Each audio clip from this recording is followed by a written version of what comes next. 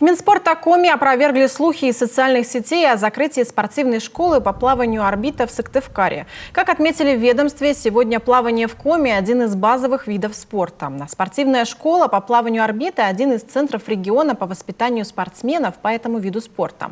А потому никаких планов по ликвидации этого спортивного учреждения или сокращении объемов занимающихся спортсменов нет. Более того, в министерстве планируют дальнейшее развитие как самого вида спорта, так и спортивной школы. Укрепление материально-технической базы и кадрового состава тренеров учреждения.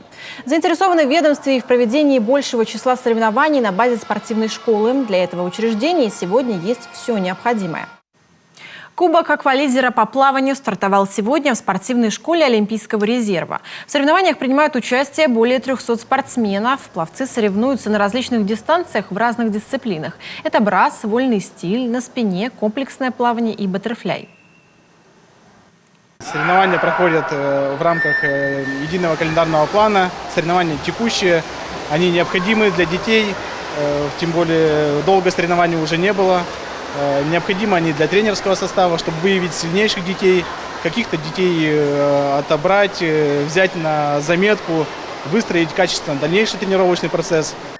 Благодаря упорным тренировкам ребята постепенно справляются со страхами, начинают показывать результаты и ставить цели. А уже 25 марта на базе аквализера пройдет традиционный турнир «Зарниёс». В этом году он приурочен к столетию региона.